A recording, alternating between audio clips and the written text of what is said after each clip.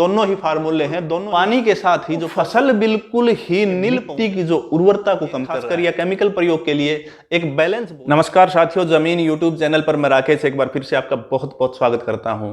साथियों, जैसा कि हम जानते हैं कि आज की जो हमारी खेती है वो मोस्टली केमिकल बेस्ड हो गई है। हालांकि कुछ साथी लगे हुए हैं जो है केमिकल फ्री करने के लिए, खेती करने के लिए, या जीरो बजट खेती का बेस्ट डीकंपोजर का प्रयोग करके भी कुछ साथी खेती कर रहे हैं। तो उनके कैसे कैसे रिजल्ट होते हैं ये तो भविष्य तय करेगा, क्योंकि जनसंख्या वृद्धि के साथ साथ हमारे सामने जो खाद्यान्न की एक विकट समस्या खड़ी हो रही है वो भी हमें देखनी होगी। क्योंकि लाखों व्यक्ति हर साल भुखमरी का शिकार हो रहे हैं, उन तक उनका जो पेट भराई का अनाज पहुंचाना भी एक प्राथमिकता है। जो मेरे साथी जो फर्टिलाइजर्स का या केमिकल्स का प्रयोग कर रहे हैं, जो नहीं कर रहे हैं, वो उनके लिए तो बहुत अच्छी बात है कि वो ज्यादा से ज्यादा ग्रो करें। लेकिन जो कर रहे हैं वो अंधाधुंध प्रयोग कर रहे हैं। और एक उस फर्टिलाइजर के प्रयोग के लिए, खासकर या केमिकल प्रयोग के लिए एक बैलेंस बहुत जरूरी है। अगर हम बैलेंस के साथ प्रयोग करेंगे तो उसके हमें बेहतर रिजल्ट मिलेंगे और वो हमारी इकोनॉमी के लिए भी फायदेमंद रहेगा। कई बार देखा है एक प्रकार का फर्टिलाइजर प्रयोग कर रहे हैं, उसको ही अंधाधुंध प्रयोग करना शुरू कर देते हैं। अगर आप डीएपी का प्रयोग कर रहे हैं तो डीएपी बहुत ज्यादा मात्रा में प्रयोग कर देते हैं, या यूरिया जो है, यूरिया काफी सस्ता होता है और इसका रिजल्ट एकदम दिखाई देता है, एकदम पौधा ग्रो करता है, तो उसका भी अंधाधुंध प्रयोग हो रहा है। फर्टिलाइजर्स के अंधाधुंध प्रयोग से हमारी जो हमारी इकोनॉमी है उसको तो वो नुकसान कर रहा है, साथ साथ हमारी फसल की गुणवत्ता को कम कर रहा है। और इसके साथ साथ जो बड़ा नुकसान उसका हो रहा है वो ये हो रहा है कि मिट्टी की जो उर्वरता को कम कर रहा है, मिट्टी की कठोरता को बढ़ा रहा है, मिट्टी का जो सॉफ्टनेस है उसको कम कर रहा है। क्योंकि जो खासकर जो रेतीली जमीन में रहते हैं, जो साथी खेती कर रहे हैं, उन्होंने ये निश्चित ही देखा होगा कि पहले जो ऊंचे ऊंचे टिल्ले होते थे जिन पर खासकर ट्रैक्टर नहीं चढ़ पाता था, उन पर आज ट्रैक्टर आसानी से निकले जा रहा है और बोझा लेकर निकल रहा है। तो वो कहीं ना कहीं केमिकल का प्रयोग से या जो फर्टिलाइजर्स का प्रयोग से वो मिट्टी की कठोरता बढ़ गई है और उसके कारण जो है हमारी मिट्टी की उर्वरता कम हो रही है। क्योंकि आपने देखा होगा यूरिया जो है एक नाइट्रोजन की आपूर्ति के लिए खाद है, लेकिन यूरिया का बैग है उस पर आपने देखा होगा यूरिया 46% होता है। अगर हमने 1 क्विंटल यूरिया लिया है तो हमें 46 किलो उससे नाइट्रोजन मिलेगी, लेकिन जो 54 किलो है उसमें से कहीं ना कहीं कुछ मात्रा ऐसी रहेगी जो हमारी मिट्टी के लिए नुकसानदेह होगी। वही चीज हमारी मिट्टी का पीएच लेवल है, क्षारीयता है या लवणीयता है, उसको बिगाड़ रही है। और साथ साथ जो हमारी मिट्टी में सूक्ष्म जीव होते हैं जो पौधे को एक नेचुरल रूप से पोषक तत्व जो है अवेलेबल करवा पाते हैं, उन सूक्ष्म जीवों को वो खत्म कर रहा है। तो उससे बचने के लिए, क्योंकि अभी जो साथी केमिकल फ्री पर आ रहे हैं उनके सामने एक समस्या आती है कि जैसे ही वो फर्टिलाइजर का प्रयोग बंद करते हैं तो फसल बिल्कुल ही नील पहुंच जाती है, जीरो पे पहुंच जाती है। 1-2 साल बाद ये देखने में आया है कि वो ग्रो करती है। तो वो 1-2 साल बाद इसलिए ग्रो करती है कि 1-2 साल लग जाते हैं उन सूक्ष्म जीवों को दोबारा से मिट्टी में पनपने के लिए।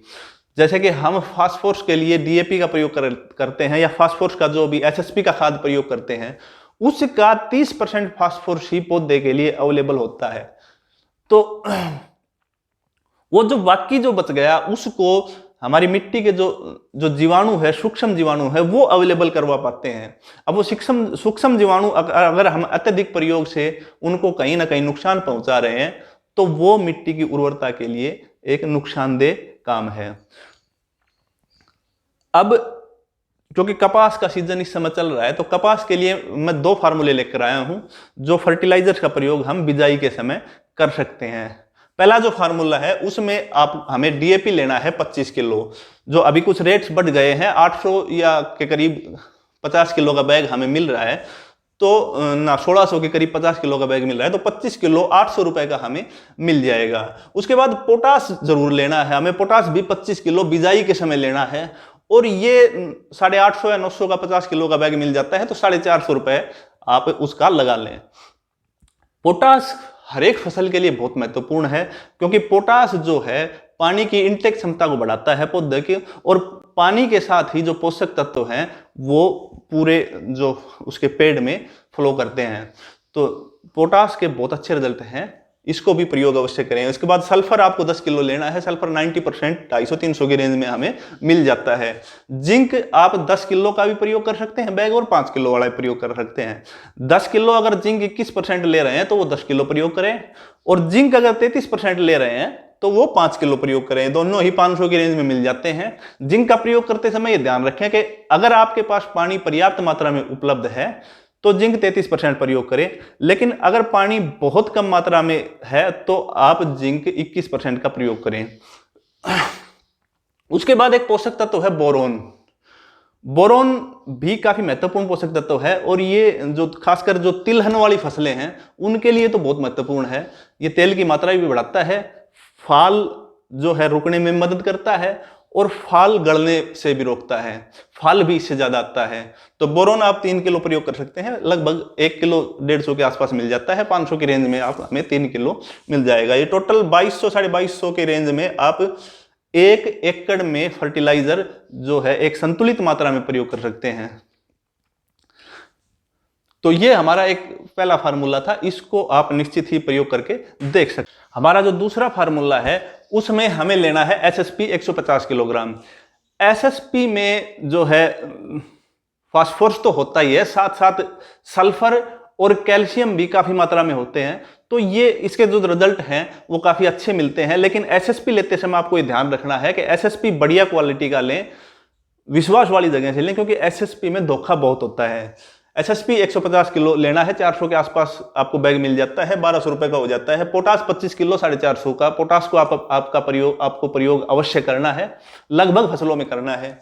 यूरिया एक बैग, क्योंकि जो फसल को शुरुआत में ही नाइट्रोजन की जरूरत होती है शुरू में ग्रो करने की के लिए, जिस प्रकार हमारा छोटा बच्चा है उसको शुरू से ही अगर हम अच्छी उसको खुराक देंगे तो वो बाद में अच्छा जवान बनता है, उसी प्रकार अगर हम पौधे को भी बच्चे की तरह शुरू से ही अच्छी खुराक देंगे तो वो अच्छा ग्रो करता है और बाद में अच्छी प्रोडक्शन देता है।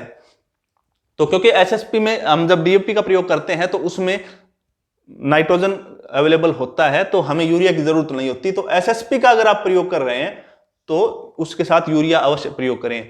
कुछ साथी एसएसपी का प्रयोग निराई गुड़ाई के समय या जब दोबारा हम कपास को हड़ाई करते हैं उस समय करते हैं, वो बहुत बढ़िया विकल्प नहीं है, क्योंकि एसएसपी थोड़ा सा कम सोल्यूबल होता है, पानी में कम घुलनशील होता है। तो इसको जब हम बिजाई के समय प्रयोग करते हैं तो उचित समय पर यह फसल के लिए अवेलेबल होता है। जब निराई गुड़ाई के समय प्रयोग करते हैं तो ये अवेलेबल होने में थोड़ा समय ले जाता है, और उस दौरान जो है फसल में पोषक तत्वों की डेफिशिएंसी आती है और हमें उतनी प्रोडक्शन नहीं मिल पाती। तो एसएसपी का प्रयोग बिजाई के समय ही करें, वो ज्यादा फायदेमंद रहेगा। इसके साथ जिंक आप 3 किलो 5 किलो ले सकते हैं।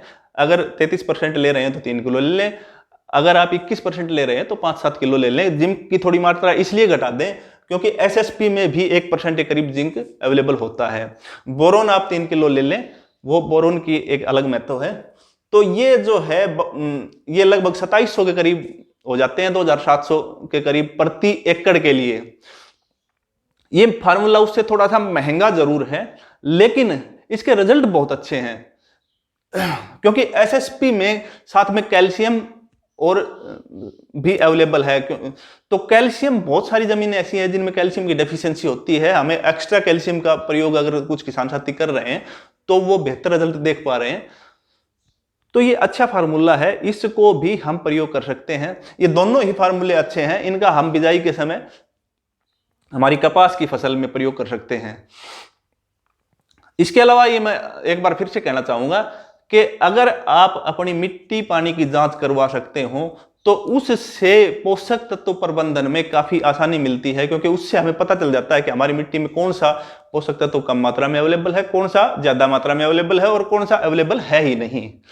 तो मिट्टी पानी की जांच से हम अपनी फसल के लिए बेहतर पोषक तत्व प्रबंधन कर सकते हैं। अगर मिट्टी पानी की जांच आप करवा पाते हैं तो उसके हिसाब से अपने पोषक तत्वों का प्रबंधन करें, नहीं तो ये जो दोनों ही फार्मूले हैं दोनों ही बेहतरीन हैं और इनके अच्छे रिजल्ट देखने को मिले हैं।